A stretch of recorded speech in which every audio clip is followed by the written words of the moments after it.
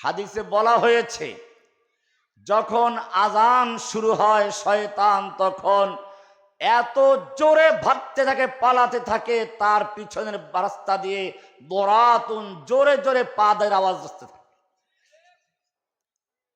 এরপরেও যদি পালাতে না পারে সে গিয়ে দৌড়ে কুকুরের পেটের ভিতরে ঢুকে, এরপরে কুকুরকে দিয়ে আওয়াজ করায়। আপনারা বাস্তবেও দেখবেন যখনই আজান শুরু হয় কুকুর তখন ঘেউ ঘেউ করতে শুরু করে, আজান শেষ হলে বন্ধ হয়ে যায়।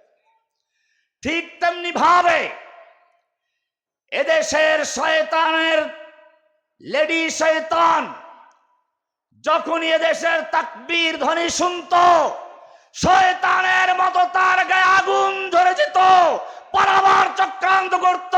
শেষ পর্যন্ত পালাতে না পারলে নাস্তিক মুরতাদদের পেটের ভিতরে গিয়ে আজান ধ্বনির বিরুদ্ধে চক্রান্ত করেছিল। আল্লাহ রাব্বুল আলামিন তাকেও বাংলা ছাড়তে বাধ্য করেছে। শয়তান চক্রান্ত করতে করতে তার সাহস বেড়ে গেল, আল্লাহর নবীকে নিয়ে পর্যন্ত চক্রান্ত শুরু করলো। আল্লাহর নবীর চরিত্রকে কলঙ্কিত করার জন্য আব্রাহা বাদশাহ যেরকম ভাবে তার নিজের কাবাকে প্রতিষ্ঠিত করার জন্য, নিজের কাবার দিকে মানুষকে আকৃষ্ট করার জন্য মক্কার খানায় কাবাকে ভাঙ্গার চক্রান্ত করেছিল, ঠিক তেমনি ভাবে আল্লাহর নবী মুহাম্মদুর রাসূলুল্লাহ সাল্লাল্লাহু আলাইহি ওয়াসাল্লামকে বিতর্কিত করে, নবীর চরিত্রকে কলঙ্কিত করে তার জায়গায় তার পিতা নাস্তিক মুরতাদদের লিডার শেখ মুজিবুর রহমানকে বসাবার চক্রান্ত করা হয়েছিল। মুহাম্মদুর রাসূলুল্লাহর পরিবর্তে, মুহাম্মদুর রাসূলুল্লাহর পরিবর্তে জয় বঙ্গবন্ধু স্লোগান তৈরি করা হয়েছিল। এটা ছিল নতুন কালিমা। মনে রাখতে হবে আল্লাহর নবীর চরিত্রকে কলঙ্কিত করার চক্রান্ত যুগে যুগে হয়েছে, এখনো হচ্ছে। আল্লাহর নবীর চরিত্রের সনদ দিয়েছেন স্বয়ং আল্লাহ।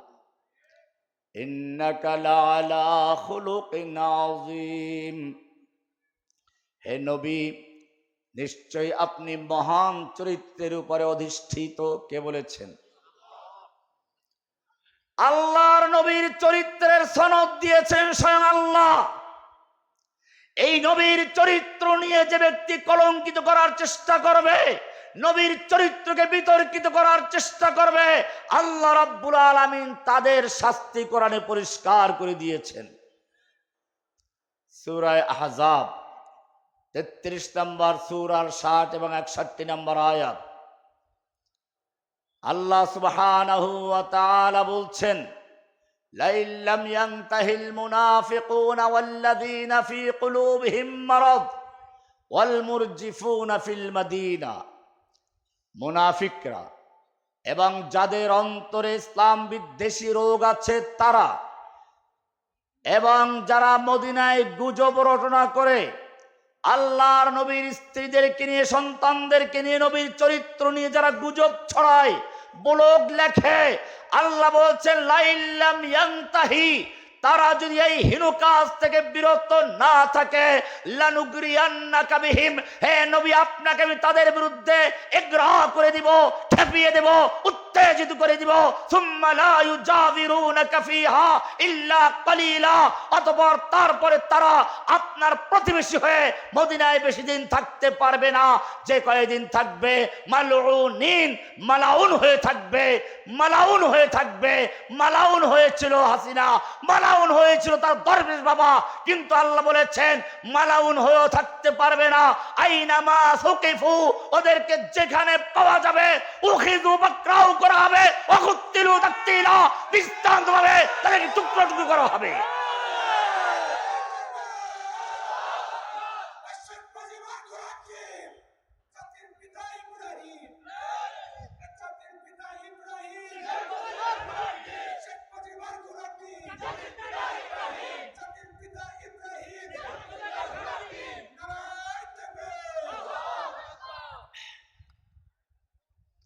ওলামায়ে কেরামদের দৃষ্টি আকর্ষণ করছি, এই আয়াতের মধ্যে বিশেষ কিছু উসলুবে কোরআনের প্রতি খেয়াল করতে হবে। কোরআনের হুদুদ যেসব জায়গায় আলোচনা করা হয়েছে সব জায়গায় মারুফের সিগা ব্যবহার করা হয়েছে, অ্যাক্টিভ ব্যবহার করা হয়েছে। উদাহরণস্বরূপ কোরআন বলছে ওয়াস-সারিকু ওয়াস-সারিকাতু ফাকতাউ আইদিয়াহুমা, চোর চাই পুরুষ হোক চাই নারী হোক তার হাত কেটে দাও। এটা ইসলামের বিধান, রাষ্ট্রীয়ভাবে কার্যকর হবে, ব্যক্তিগতভাবে করা যাবে না, সেজন্য মারুফের সিগা ব্যবহার করা হয়েছে। জিনাকারের বিচার সম্পর্কে বলা হয়েছে আয-যানিয়াতু ওয়াজ-যানি ফাজলিদু কুল্লা ওয়াহিদিম মিনহুমা, ব্যভিচারিণী আর ব্যভিচারী পুরুষ হোক নারী হোক অবিবাহিত হলে তাদের শাস্তি হচ্ছে ফাজলিদু কুল্লা ওয়াহিদিম মিনহুমা, তাদের দুজনকে তোমরা 100 দৌড়া মারো। ফাজলিদু মারুফের সিগা ব্যবহার করা হয়েছে। কিন্তু যদি বিষয়টা হয় আল্লাহ এবং আল্লাহর রাসূল নিয়ে তুচ্ছ-তাচ্ছিল্য করা, বিষয়টা যদি হয় আল্লাহর নবীকে নিয়ে কটূক্তি করা, বিষয়টা যদি হয় আল্লাহর নবীর বিরুদ্ধে বলক লেখা, বিষয়টা যদি হয় আল্লাহর নবীর বিরুদ্ধে, নবীর স্ত্রীর বিরুদ্ধে চক্রান্ত করা, আল্লাহ সেখানে মারুফ ব্যবহার করেন নাই, মাজহুল ব্যবহার করেছেন। আইনামা সুকিফু উখিযু ওয়া কুতিলু তাকতিলা। মাজহুল কাকে বলে? মা লা ইউসাম্মা ফাইলুহু, যার ফাইল উল্লেখ থাকে না, কর্তা উল্লেখ থাকে না, যে কেহ ওদেরকে যেখানে পাবে সেখানে কেটে টুকরো টুকরো করে ফেলবে।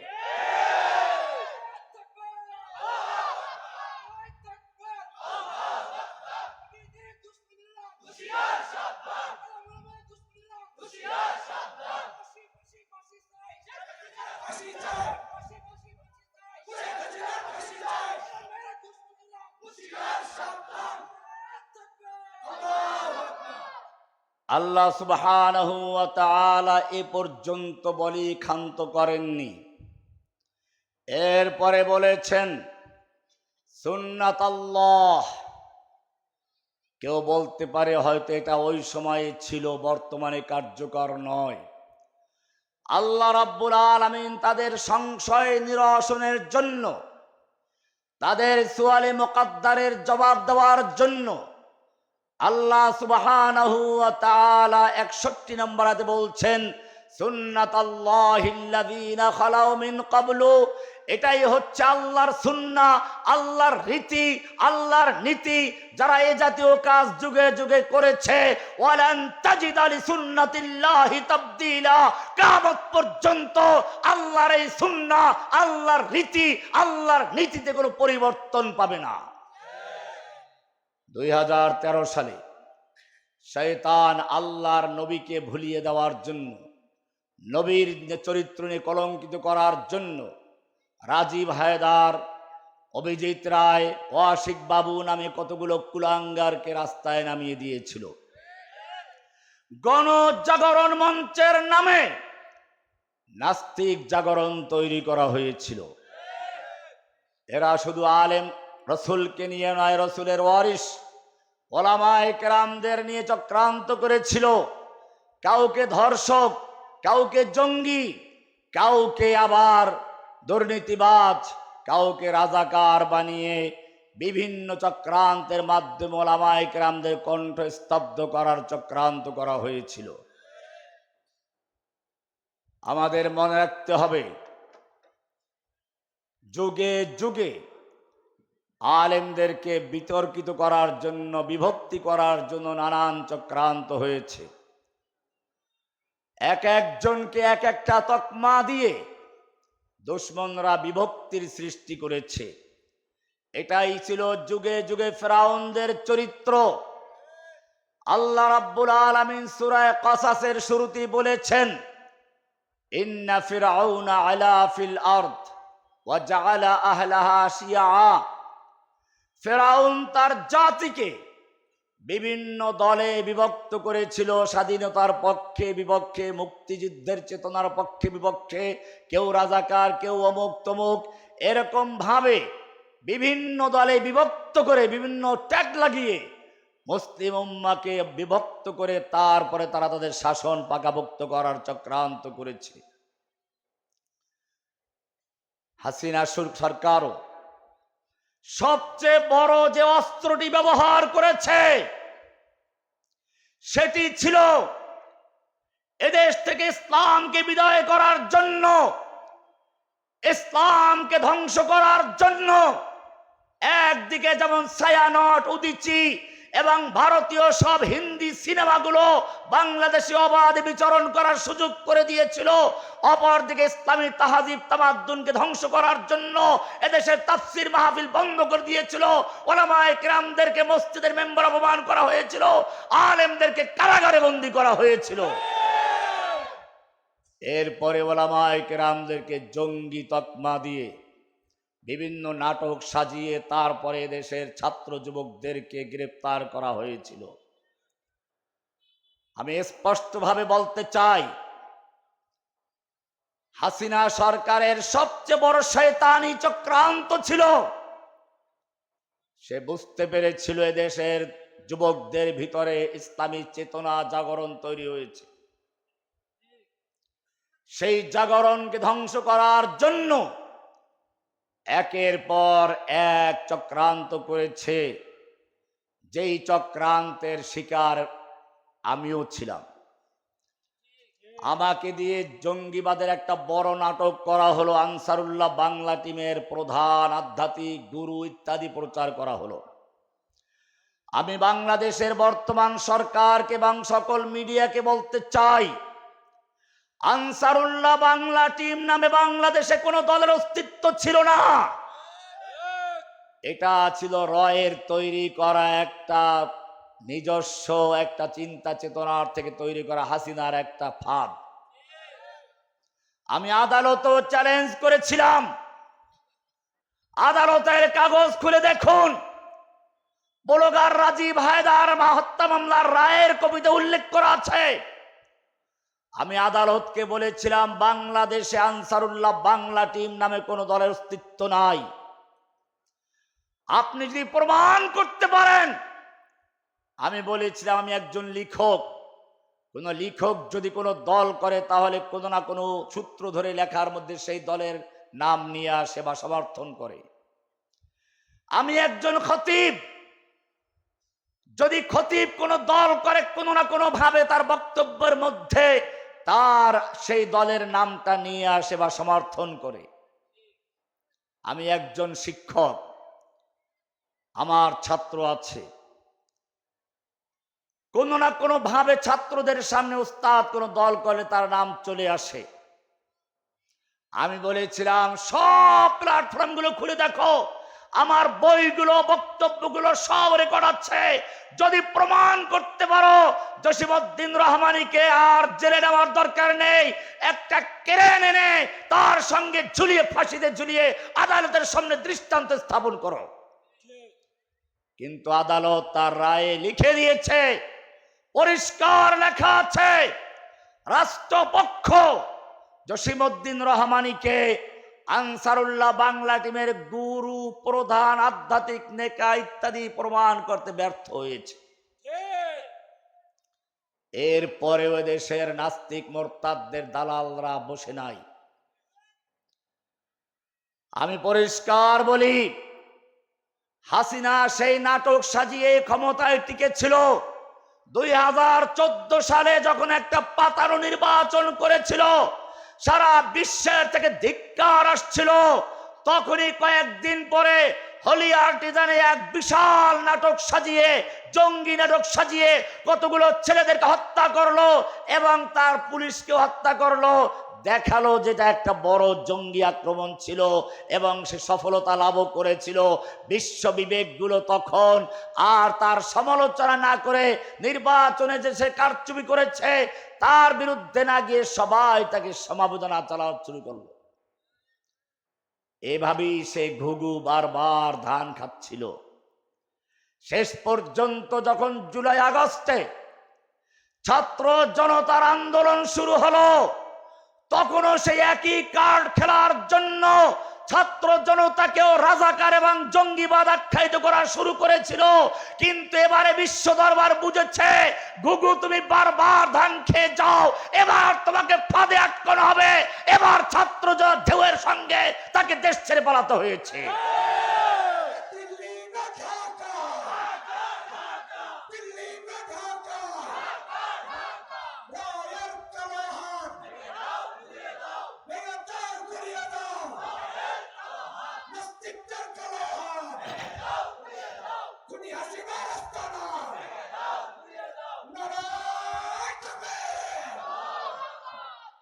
ভাইরা আমার, চক্রান্ত এখনো শেষ হয়নি। আপনারা জানেন, আবার নতুন করে রাখাল রাহা নামে আরো কয়েকজন নাস্তিককে আবার ভারতে বসে উস্কে দিয়েছে, তোমরা রাসূলের বিরুদ্ধে গালিগালাজ করো, তাহলে রহমানির শিষ্যরা তোমাদেরকে হত্যা করবে। এরপরে আমি বিশ্ব দরবারে দেখাতে পারবো আবার বাংলাদেশে জঙ্গি উত্থান হয়েছে। খবরদার, আমি আমার এই বক্তব্য যে সকল যুবকদের কানে যায় তাদেরকে বলবো, খবরদার, এখন হাসিনা সরকার ক্ষমতায় নেই। এখন আমরা বিচ্ছিন্নভাবে কোনো কাজ করে হাসিনার চক্রান্তে পা দিতে যাব না, বরং এমন ভাবে ওলামায়ে কেরাম সোচ্চার হয়েছে, এমন আন্দোলন গড়ে তুলতে হবে যাতে করে বর্তমান সরকার বুঝতে পারে এই বাংলার জমিনে কোন নাস্তিক মুরতাদদের ঠিকানা হবে না। হাসিনা যেরকম পালিয়েছে, হাসিনার শিষ্যদেরকেও এই বাংলার জমিনে থাকার কোনো সুযোগ দেওয়া হবে না।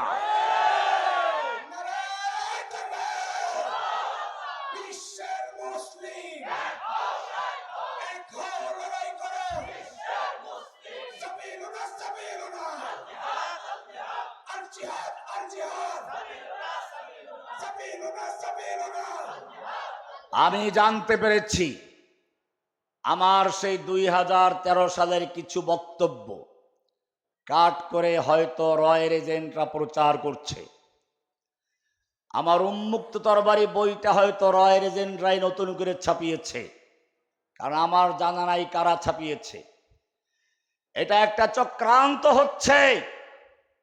এই মুহূর্তে কিছু ব্লগারকে উস্কে দেওয়া, আল্লাহর নবীর বিরুদ্ধে সমালোচনা করা, কটূক্তি করা, এটা নিশ্চয়ই ভারতের দিল্লির ইশারায় করা হচ্ছে, যাতে করে ওদের দুই একটা মশা মাছি মেরে হাসিনার হাতে অস্ত্র তুলে দেওয়া যায়। সে দেখাতে পারে ইউনূস সরকারের যুগে আবার এদেশে সন্ত্রাসবাদীরা, জঙ্গিরা উত্থান হয়েছে, তাদেরকে দমন করার জন্য হাসিনাকে প্রয়োজন। এই চক্রান্ত করে হাসিনা দিল্লিতে বসে আবার কিছু নাস্তিককে বাংলাদেশে ছেড়ে দিয়েছে। ও আমার তৌহিদি জনতা, আমি তোমাদেরকে বলবো, এবারে আর নিজেরা নয়, বরং সারা দেশে ওলামায়ে কেরামদের নেতৃত্বে, ওলামায়ে কেরামদের তত্ত্বাবধানে এমন আন্দোলন গড়ে তুলতে হবে যেন সরকার তাদেরকে গ্রেফতার করে কোরআনে বর্ণিত আইন কার্যকর করে। আর যদি সেটা করতে ব্যর্থ হয়, ও আমার তাওহীদি জনতা, এমন আন্দোলন গড়ে তুলতে হবে, আমরা কারো কাছে দাবি করব না রাষ্ট্র ক্ষমতা দখল করে রাষ্ট্রদের বিচার নিজেরাই কার্য করব ইনশাআল্লাহ।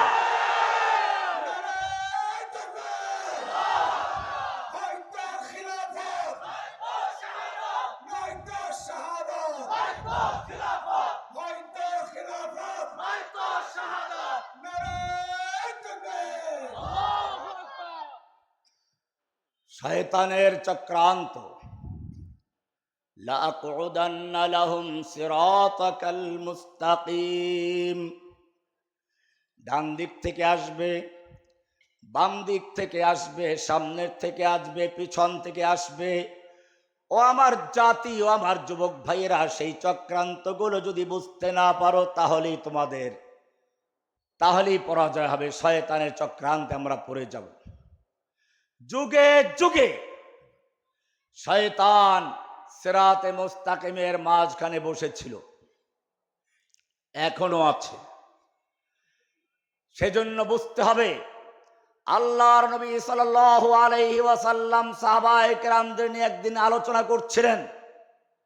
এক পর্যায়ে বললেন, এমন একটা সময় আসবে, ইউশিকু আন তাদা আল উমাম, এমন একটা সময় আসবে যখন কাফের মুশরিক বড় বড় শক্তিগুলো একে অপরকে আহ্বান করবে, আসো আমরা জোট গঠন করি, নেটো গঠন করি।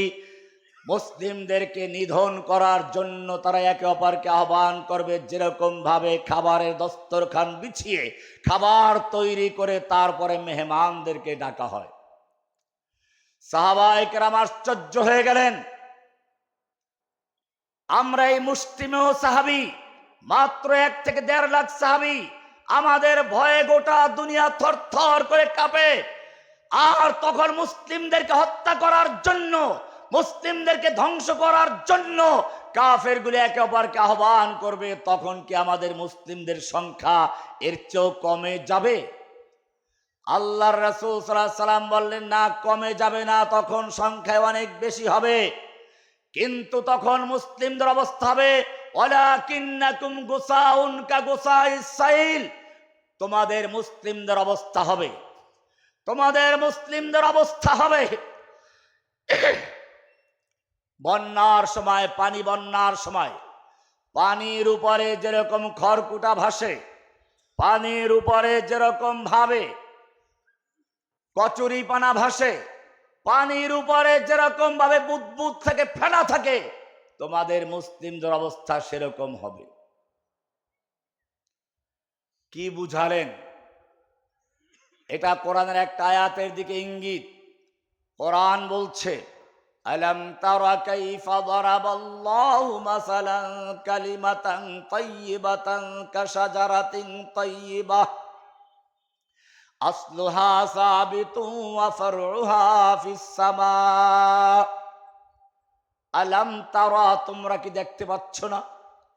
কাইফা দারাবাল্লাহু মাসালান কালিমাতান তাইয়িবাতান, আল্লাহ তাআলা কি সুন্দর উদাহরণ দিয়েছেন কালিমায়ে তাইয়িবাকে, কাশাজারাতিন তাইয়িবা, একটা পবিত্র গাছের সঙ্গে, পবিত্র গাছের সঙ্গে, আসলুহা সাবিতুন ওয়া ফারউহা ফিস সামা, যেই গাছের শিকড় হচ্ছে মাটির ভিতরে আর যার ডাল হচ্ছে উপরে।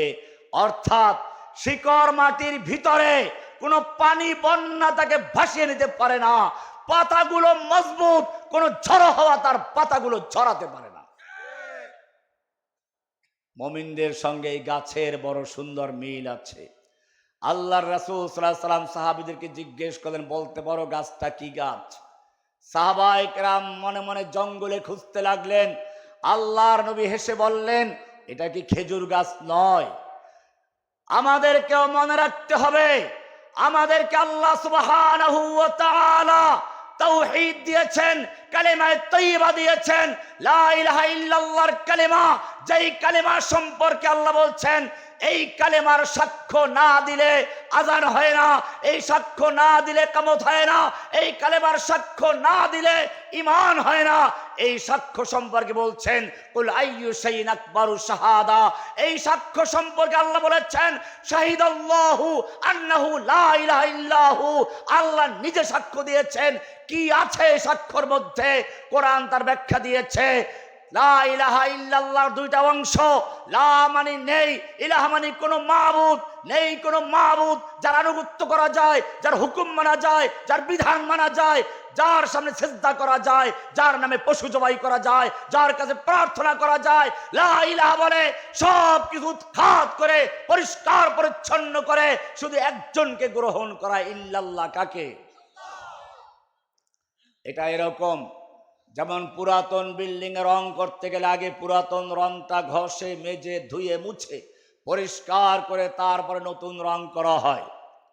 যেরকম ভাবে একজন কৃষক নতুন করে ধানের বীজ রোপণ করতে গেলে আগে খেতে চাষ দেয়, মই দেয়, আগাছা পরগাছা বাছাই করে পরিষ্কার করে, ঠিক তেমনি ভাবে আল্লাহ সুবহানাহু ওয়া তাআলা জানিয়ে দিলেন লা ইলাহার মানে হচ্ছে তোমার অন্তর থেকে, সমাজ থেকে, রাষ্ট্র থেকে, আদালত থেকে, সংসদ থেকে যত গায়রুল্লাহর আগাছা পরগাছা আছে, সমাজতন্ত্র, রাজতন্ত্র, গণতন্ত্র, সংসদে ব্রিটিশের আইন, আদালতে ব্রিটিশের আইন, ব্যাংকে ব্রিটিশের আইন, সব জায়গার থেকে ধুয়ে মুছে পরিষ্কার করে লা ইলাহার তলোয়ার দিয়ে উৎখাত করে ইল্লাল্লাহ বলে শুধু আল্লাহকে বসাও।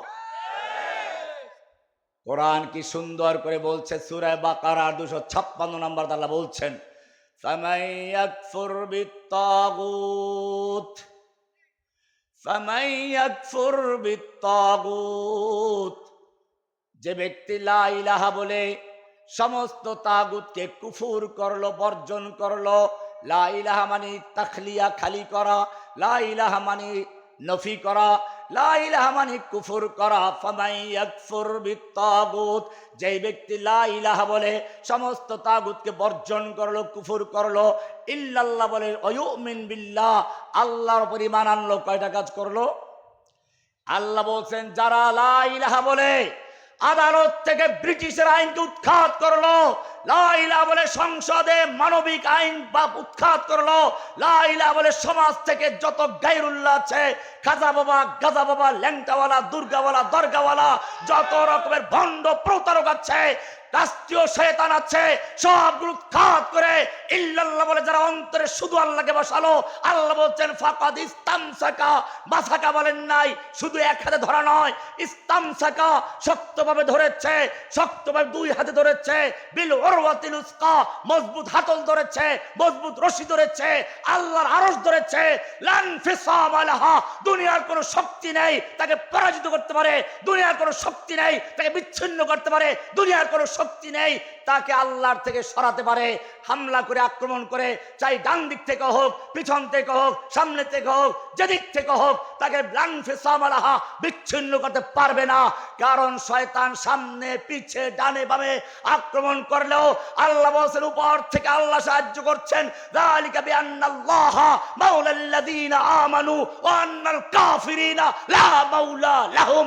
আল্লাহ তাআলা বলছেন কাফেরদের মাওলা নাই, ওদের নরেন্দ্র মোদী আছে, ছাত্রলীগ আছে, যুবলীগ আছে, শ্রমিক লীগ আছে, ইস্কন লীগ আছে, নরেন্দ্র মোদী আছে, মাওলা নেই, মুমিনদের কিচ্ছু নেই, মাওলা আছে। যালিকা বিআন্নাল্লাহা মাওলাল্লাযীনা আমানু।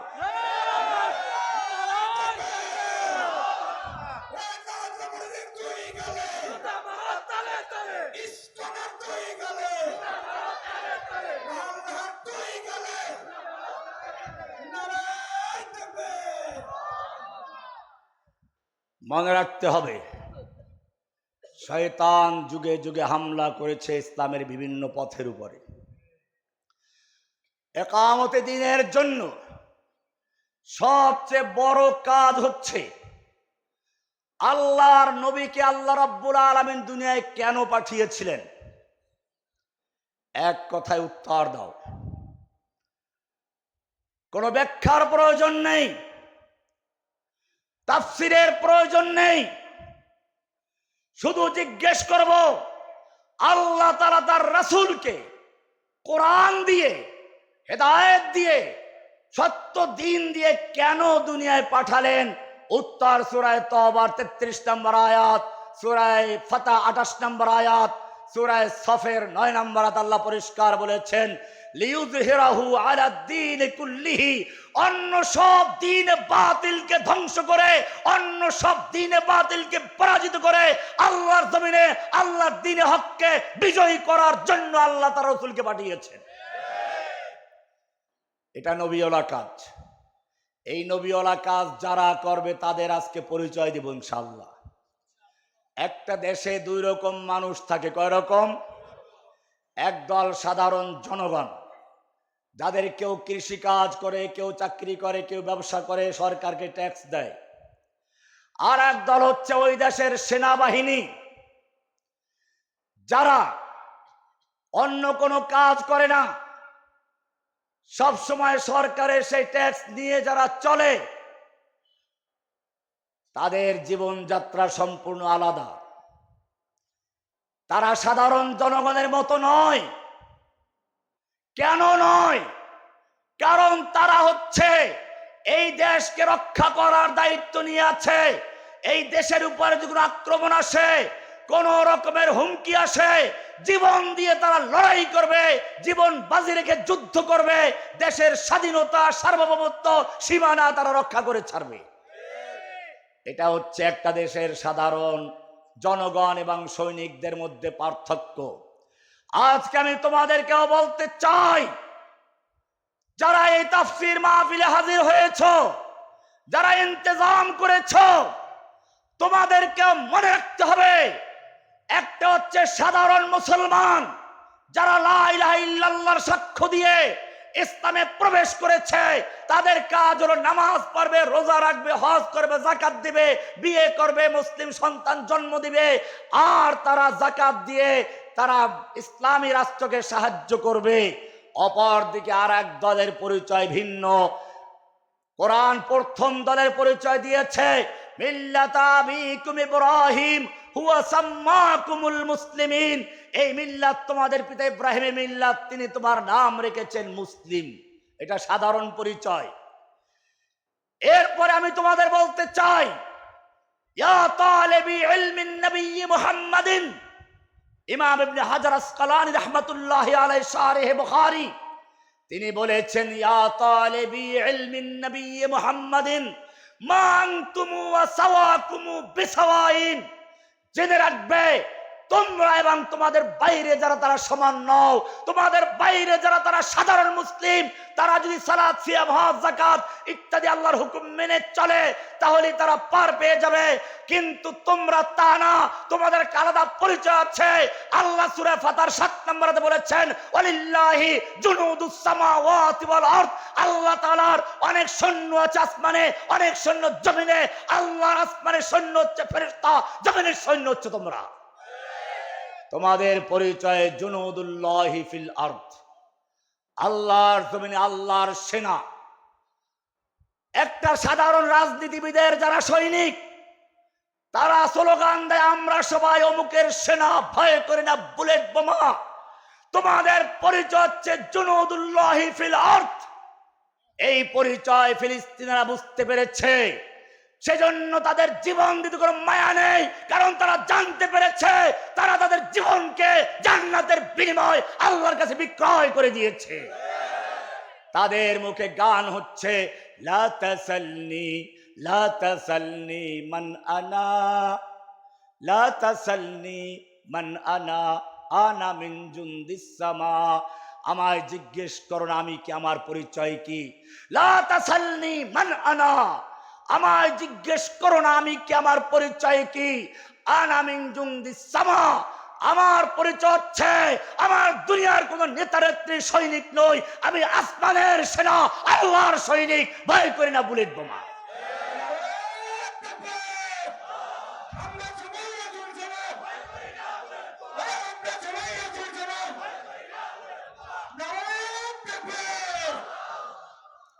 যারা আল্লাহর পথে জীবন বিক্রি করে দেয়, বিক্রি করে দিয়েছে, ফিলিস্তিনেরা আল্লাহ রাস্তায় যুদ্ধ করে যাচ্ছে।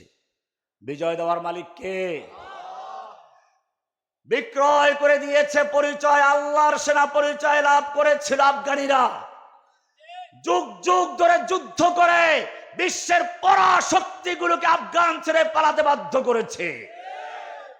এবারে তারা আল্লাহর জমিনে আল্লাহর দ্বীনের বিধান কায়েম করেছে। ও আমার জাতি, এবারে সুযোগ তোমাদের সামনে। তোমরা যদি সত্যিকার আল্লাহর সৈনিক হয়ে থাকো, নিজের পরিচয় বুঝতে পারো, তাহলে তোমাদের সময় এসেছে কোরআন থেকে বা তোমাদের কাজ বুঝে নাও। কোরআনের সূরা তওবা এর 111 নম্বর আয়াত আল্লাহ তাআলা তোমাদেরকে বলেছেন, তোমাদের কাজ বুঝিয়ে দিয়েছেন, ইন্নাল্লাহ আশতারা মিনাল মুমিনিন, ইন্নাল্লাহ আশতারা মিনাল মুমিনিন। নিশ্চয় আল্লাহ তাআলা মুমিনদের থেকে তাদের জান এবং মাল ক্রয় করে নিয়েছেন। কিসের বিনিময়ে? বেচা কিনা করার জন্য 4টা জিনিস দরকার। কয়টা জিনিস দরকার? কয়টা জিনিস? একজন বিক্রেতা, একজন ক্রেতা, একটা পণ্য, একটা মূল্য। কয়টা হলো? আমরা কোরআন আয়াতটাকে দেখব। আল্লাহ বলছেন, ইন্নাল্লাহ আশতারা, নিশ্চয় আল্লাহ তাআলা ক্রয় করেছেন। ক্রেতা হচ্ছেন কে? এবারে বিক্রেতা দরকার। মিনাল মুমিনিন, মুমিনদের থেকে ক্রয় করেছেন। কাদের থেকে? বিক্রেতা কারা? মুমিনরা। কি ক্রয় করেছেন? আনফুসাহুম ওয়া আমওয়ালাহুম, মুমিনদের জান এবং মাল ক্রয় করেছেন। কি ক্রয় করেছেন? কিসের বিনিময়ে? বিআন্না লাহুমুল জান্নাহ, জান্নাতের বিনিময়ে। কিসের বিনিময়ে? এবারে প্রশ্ন হচ্ছে, রব্বুল আলামিন আমরা আমাদের জানমাল তোমার কাছে বিক্রয় করে দিয়েছি, তুমি ক্রয় করে নিয়েছো। আমরা যখন দোকানের থেকে কোনো মাল ক্রয় করি, দোকানদারদেরকে টাকা দিয়ে দেই, আমাদের মাল বস্তার ভিতরে আমাদের মাল দিয়ে দেয়, বাজার ভিতরে শপিং ব্যাগের ভিতরে মাল দিয়ে দেয়। ও রব্বুল আলামিন তোমার শপিং ব্যাগটা কোথায়? আমাদের জানমালটা দিয়ে দেই। আল্লাহ রাব্বুল আলামিন বলছেন, ইউকাতিলুনা ফি সাবিলিল্লাহ। আমার কোনো শপিং ব্যাগ নাই, বাজার নেওয়ার মতো কোনো বস্তা নাই। আমাকে যারা জানমাল বিক্রয় করে দিয়েছো জান্নাতের বিনিময়ে, তারা ভালো করে শুনে রাখো, ইউকাতিলুনা ফি সাবিলিল্লাহ, তারা আল্লাহর রাস্তায় যুদ্ধ করবে, কিতাল করবে। কার রাস্তায় যুদ্ধ করবে? ফায়াকতুলুনা ওয়া ইউকতালুন, তারা মারবে আর মরবে। আগে মারবে তারপরে না খালি মার খাবে? ফায়াকতুলুনা ওয়া ইউকতালুন, তারা মারবে আর মরবে। এবারে চিন্তা করলো, বেচা কিনা করলাম, জমি ঠিক আছে কিনা, দলিল ঠিক আছে কিনা। ও দুনিয়ার মানুষ, বাংলাদেশে জমিন কিনতে গেলে তিনটা দলিল দেখে। ব্রিটিশ আমলের পারচা কি, পাকিস্তান আমলের পারচা কি, বাংলাদেশ আমলের হাল পারচা কি। আল্লাহ রাব্বুল আলামিন তোমাকে তিনটা দলিল দিয়েছেন। ওয়াদানা আলাইহি হাক্কান ফিত তাওরাতি ওয়াল ইনজিলি ওয়াল কুরআন। ওয়াদানা আলাইহি, এ ওয়াদা আল্লাহ করেছেন ফিত তাওরাতে, তাওরাতে করেছেন ব্রিটিশ আমলের দলিল। ওয়াল ইনজিল, ইনজিলে করেছেন পাকিস্তানের দলিল। ওয়াল কুরআন, বর্তমান আমলের দলিল। ফাস্তাবশিরু বিবাইইকুমুল্লাযী বায়াতুম বিহি, সুতরাং তোমরা আল্লাহর সঙ্গে যে ব্যবসা করেছো, যেই বেচা কিনা করেছো, এই ব্যবসায় ঠকো নাই, আনন্দিত হও, খুশি হও। ওয়াযালিকা হুয়াল ফাউজুল আযীম, এটাই হচ্ছে মহান সফলতা। আল্লাহর নবী যুদ্ধ করছেন, একজন তরুণ সাহাবী, যুবক সাহাবী এসে আল্লাহর নবীকে বলছেন, ইয়া রাসূলুল্লাহ, এই আমার যৌবন, এ আমার শক্তি, এ আমার বাহু, এ আমার সুন্দর চেহারা যদি আল্লাহর রাস্তায় যুদ্ধ করতে করতে শহীদ হয়ে যায়, আমার জন্য কি পুরস্কার আছে? আল্লাহর রাসূল বলেন, তোমার জন্য সোজা জান্নাত। সাহাবী বলল, বাহ বাহ বাহ বাহ। আল্লাহর রাসূল বাহ বাহ কেন বললা? কি বিশ্বাস হয় নাই? বলে, না তা না, জান্নাতে যাওয়া এত সহজ। কয়েকটা খেজুর বের করলেন, একটু শক্তিও তো প্রয়োজন, কয়েকটা খেয়ে বাকিগুলো ছুঁড়ে মারলেন। এবারে তলোয়ার নিয়ে যুদ্ধের ময়দানে ঝাঁপিয়ে পড়লেন। যেদিকে যাচ্ছে কাফেরদের কেটে লাশের স্তূপ করে দিচ্ছেন। যুদ্ধ করতে করতে কাফেরদের ভিড়ের ভিতরে ঢুকে পড়েছে। পূর্ণিমার চাঁদ যেরকম কালো মেঘের ভিতরে ঢুকে যায়, যুবক সেরকম ভাবে কাফেরদের ভিড়ের ভিতরে ঢুকে পড়েছে। সাহাবায়ে কেরাম ডাক দিলেন, ও যুবক, ফিরে আসো, তুমি কাফেরদের মধ্যে চলে গেছো। যুবক তাকালো, ঠোঁটে মুচকি হাসি, চেহারায় রক্ত, আর বলছে, ও আমার সাহাবীরা, আমাকে যেতে দাও। আমি উহুদ পাহাড়ের দিক থেকে আমার নাকের ভিতরে জান্নাতের সুঘ্রাণ পাচ্ছি। ইন্নাল্লাহ আশতারা মিনাল মুমিনিন, নিশ্চয় আল্লাহ তাআলা মুমিনদের থেকে তাদের জানমাল ক্রয় করে নিয়েছেন। কিসের বিনিময়ে? ফায়াকতুলুনা ওয়া ইউকতালুন। ও যুবক, তুমি মনে রাখতে হবে, তোমাকে স্বর্ণ যদি সুন্দরী নারীর গলার হার হতে চায়, তাকে আগুনে পোড়া খেতে হয়, হাতুড়ির বাড়ি খেতে হয়, তারপরে সে অলংকার হয়, সুন্দরী নারীর গলার হার হয়। ঠিক তেমনি ভাবে তুমিও যদি আল্লাহর জান্নাতের মেহমান হতে চাও, জান্নাতের অলংকার হতে চাও, দুনিয়ায় নেতৃত্ব দিতে চাও, আখিরাতে নেতা হতে চাও, তুমি জেনে রাখবে আল্লাহর নিয়ম হচ্ছে, আল্লাহর সুন্নাহ হচ্ছে, ওয়াইদ বিতালা ইব্রাহিম রাব্বুহু বিকালিমাতিন ফাতাম্মাহুন্না ক্বালা ইন্নী জাইলুকা লিন-নাসি ইমামা। ইব্রাহিম আলাইহিস সালামকে আল্লাহ তাআলা পরীক্ষা করলেন, শেষ পর্যন্ত আগুনে পোড়া খাওয়ালেন। এবারে আগুনে পোড়া খেয়ে ইব্রাহিম পাস করেছেন, আগুনে পোড়া খেয়েছেন। যুগে যুগে সাহাবায়ে কেরাম, যুগে যুগে আল্লাহওয়ালারা আগুনের পোড়া ইব্রাহিম খেলেন। আল্লাহ রাব্বুল আলামিন বলছেন, ইন্নী জাইলুকা লিন্নাসি ইমামা। ও ইব্রাহিম, তুমি আগুনে পোড়া খেয়েছো, হাতুড়ির বাড়ি খেয়েছো, জুলুম নির্যাতন সহ্য করেছো, এবারে পরীক্ষায় তুমি 100 ভাগ করে পাস করেছো। আমি তোমাকে ইন্নী জাইলুকা লিন্নাসি ইমামা, লোকদের ইমাম বানাবো। বোঝা গেল ইমাম হইতে হইলে, নেতা হইতে হইলে আগুনের পোড়া খেতে হবে, হাতুড়ির বাড়ি খেতে হবে।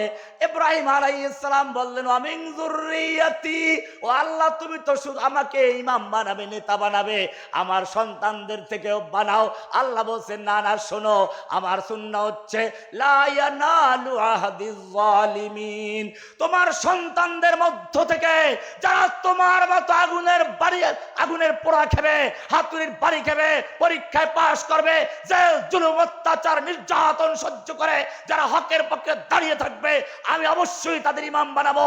কিন্তু তোমার সন্তানদের মধ্যে যারা দালালি করবে, শাসকদের পা চাটা গোলামি করবে, যারা শাসকদেরকে, জালিমদেরকে, খুনিদেরকে কওমি জননী খেতাব দিবে, যারা জালিমদেরকে জান্নাতি সার্টিফিকেট দিবে, লা ইয়ানালু আহদিজ জালিমিন, এই জালিমদেরকে, এই ফাসিকদেরকে আমি আমার নেতৃত্বে আসলে বসাবো না। তারা ওই জালিম পালিয়ে গেলে তারাও পালিয়ে যাবে। ক্বালা লা ইয়ানালু আহদিজ জালিমিন, জালিমরা আমার এই ওহদা, আমার এই নেতৃত্ব, আমার এই মন্ত্রিত্ব, আমার এই শাসন ক্ষমতার ভার তারা লাভ করবে না। আগুনের পোড়া শুধু ইব্রাহিম আলাইহিস সালাম খেয়েছেন তা নয়, তোমার নবী মুহাম্মদুর রাসূলুল্লাহ সাল্লাল্লাহু আলাইহি ওয়াসাল্লাম, যেই নবীর শান এবং মান সম্পর্কে তুমি জানো, যেই নবী রাস্তা দিয়ে চলতে গেলে মেঘ এসে ছায়া দিচ্ছে, যেই নবী পেশাব করতে গেছেন আড়াল করার কিছু নেই, দুটো খেজুর গাছ দৌড়ে এসে আড়াল করে দিয়েছে, যেই নবীর সামনে বসে কেউ জোরে কথা বলছে সঙ্গে সঙ্গে আরশওয়ালা আয়াত নাজিল করে দিয়েছেন, ইয়া আইয়ুহাল্লাযীনা আমানু লা তারফাউ আসওয়াতাকুম ফাওকা সাওতিন নবী, হে ঈমানদারগণ, খবরদার খবরদার, নবীর আওয়াজের চেয়ে জোরে আওয়াজে কথা বলবি না। এমনটা যদি করিস, আনতাহবাতা আমালুকুম, তোদের জীবনের সমস্ত নামাজ, রোজা, হজ, যাকাত, তাসবিহ, তাহলিল, জিহাদ, কিতাল, যত ইবাদত করেছো সব ইবাদত বরবাদ হয়ে যাবে। ওয়া আনতুম লা তাশুরুন, টেরও পাবি না। কি মায়া নবীর জন্য, নবীর সামনে জোরে কথা বললে ওহী নাযিল হয়ে যায়। আরো সামনে চলো, আল্লাহর নবী তাহাজ্জুদে দাঁড়িয়ে নামাজ পড়ছেন, লম্বা কিরাত করছেন, পা ফুলে যাচ্ছে। আল্লাহ তাআলা বলছেন, মা আনজালনা আলাইকাল কুরআনা লিতাশকা, হে নবী, আপনাকে কষ্ট দেওয়ার জন্য আমি আপনার উপরে কোরআন নাজিল করি নাই।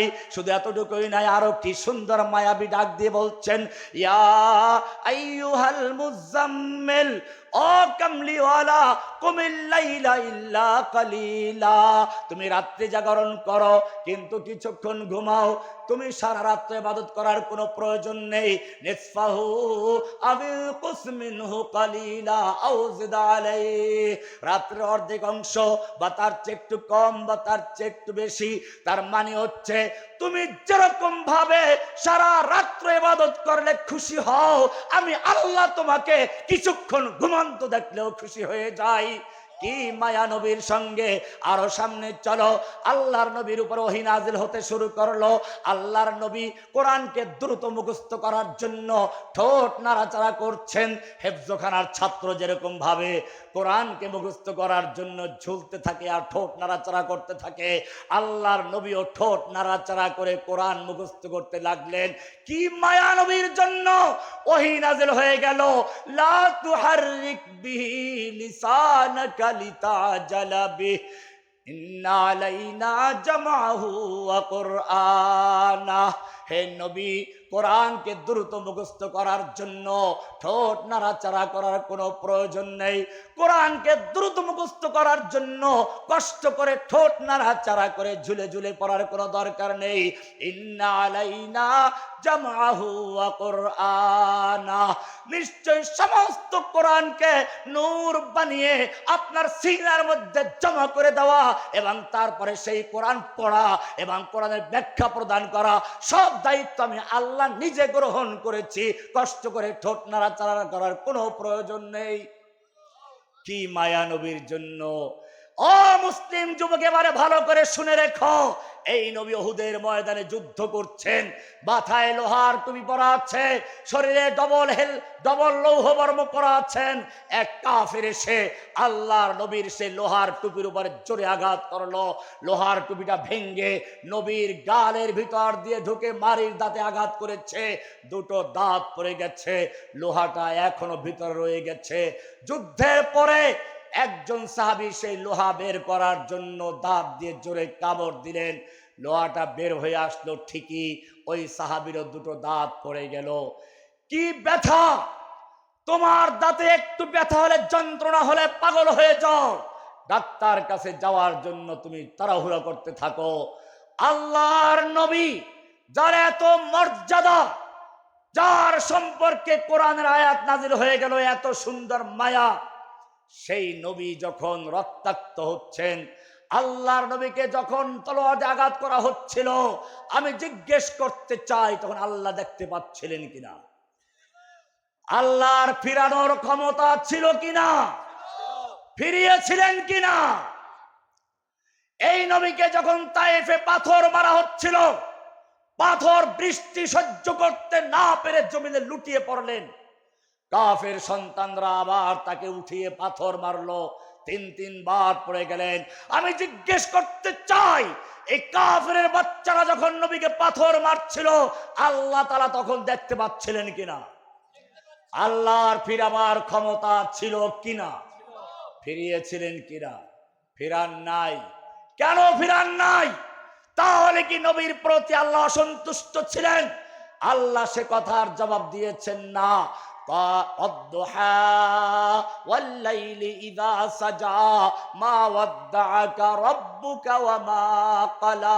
হে নবী, আপনাকে আপনার রব ছেড়েও দেন নাই, আপনার প্রতি অসন্তুষ্ট হন নাই, বলে তাহলে আমাকে এত মারলো, তুমি কেন ফিরাও নাই?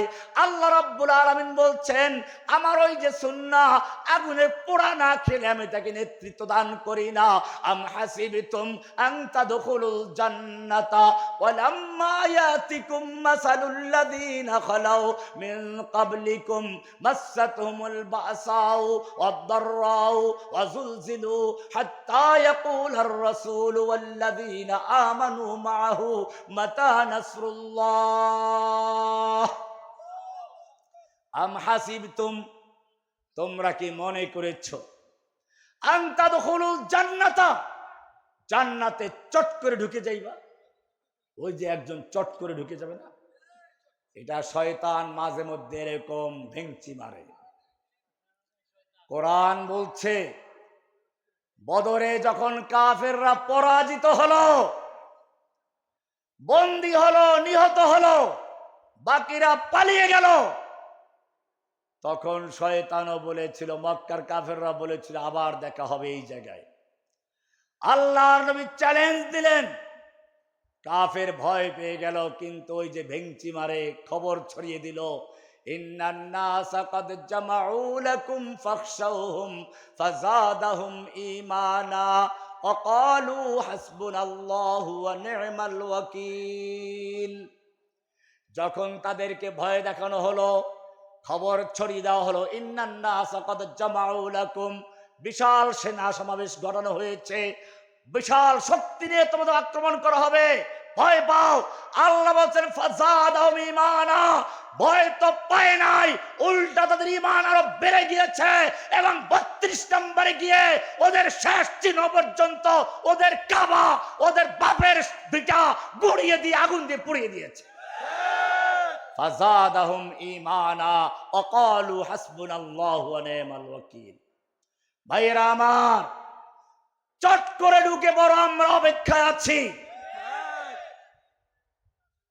তুমি বাংলাদেশের তৌহিদি জনতাকে চ্যালেঞ্জ করেছিলে, শাপলা চত্বরে রাতে বেলা বাতি বন্ধ করে দিয়ে হাজার হাজার তৌহিদি জনতাকে হত্যা করেছ। বাংলার তৌহিদি জনতা অপেক্ষা করছে, তুমি কবে চট করে ঢুকে পড়বে। তৌহিদি জনতা তোমার বিচার করে ফাঁসিতে ঝুলিয়ে তোমার রক্ত মাংস হাড্ডি কাউয়ার কুত্তা দিয়ে খাওয়ার জন্য প্রস্তুত রয়েছে। তুমি চট করে ঢুকে পড়বে, আসো। জুলাই আগস্টের কচি কচি বাচ্চাদেরকে তুমি হত্যা করেছ, আর তুমি বলো মোর অপরাধটা কি? অপরাধ খুঁজে পাও না। তোমার দাদারা জাতিসংঘ তাদের রিপোর্ট প্রকাশ করেছে, তুমি সরাসরি খুনের সঙ্গে জড়িত আছো। 1400 প্রাণ কমপক্ষে তোমার নির্দেশে খুন হয়েছে। তুমি চট করে ঢুকে পড়ো। জুলাই আগস্টের শহীদদের বিচার করতে গিয়ে তোমাকে ফাঁসির মঞ্চে ঝুলিয়ে এদেশের মানুষ তোমার থেকে প্রতিশোধ নেওয়ার জন্য প্রস্তুত রয়েছে। আম হাসিবতুম আন তাদখুলুল জান্নাহ, ও মুমিন, ও যুবক, তুমি কি মনে করেছো তুমি জান্নাতে ঢুকে পড়বে? ওয়ালাম্মা ইয়াতিকুম মাসালুল লাযিনা খালাউ মিন ক্বাবলিকুম, অথচ তোমাদের কাছে এখনো পৌঁছে নাই ওই সকল বিপদ আপদ মুসিবত যা এসেছিল তোমাদের আগের লোকদের প্রতি। মাসাতুহুমুল বাসাউ ওয়াদ-দাররাউ ওয়া যুলজিলু হাত্তা ইয়াকুলার রাসূল, তাদের উপরে বিপদ এসেছে। বিপদ এসেছে ওহুদে, বিপদ এসেছে বদরে, বিপদ খন্দকে, বিপদ এসেছে উত্তপ্ত বালুর উপরে শুয়ে রেখে নিচে জ্বলন্ত আঙ্গার দিয়ে উপরে পাথর চাপা দিয়ে পরীক্ষা হচ্ছে।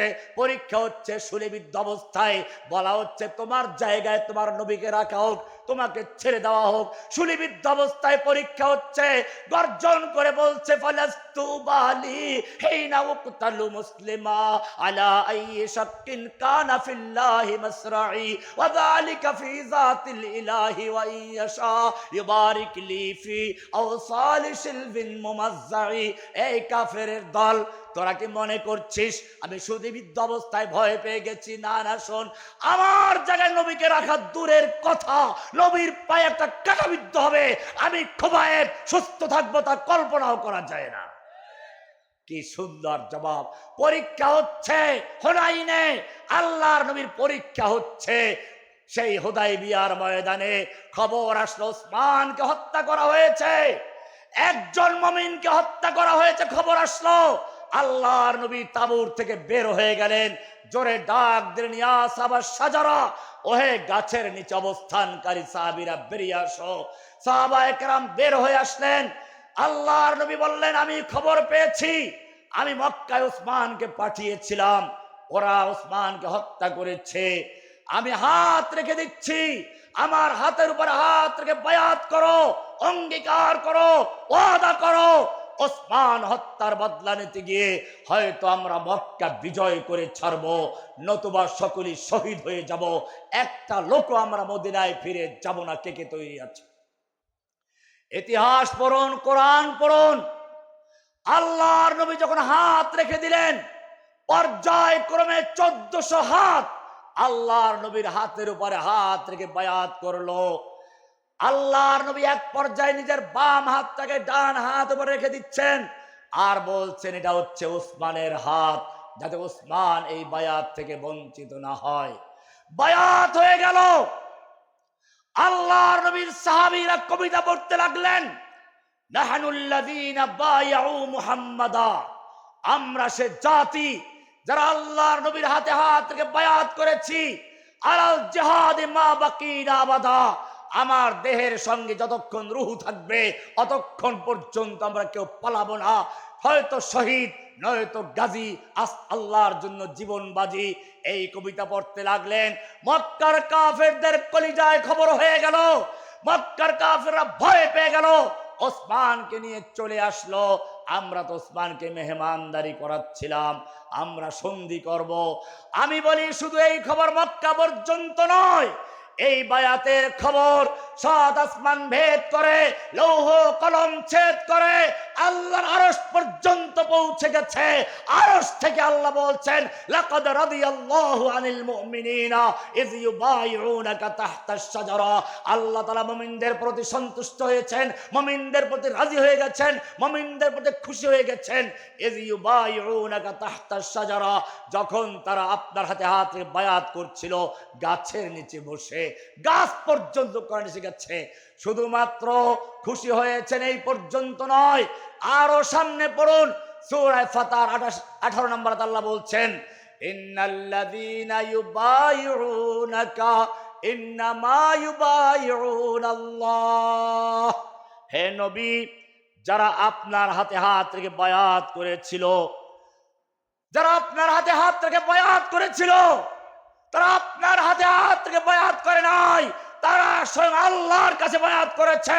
ইয়াদুল্লাহি ফাওকা আইদিহিম, তাদের হাতের উপরে স্বয়ং আল্লাহর হাত আছে।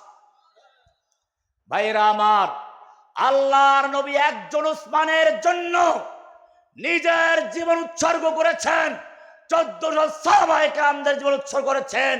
আজকে হাজার উসমান পৃথিবীর বিভিন্ন কারাগারে বন্দী আছে।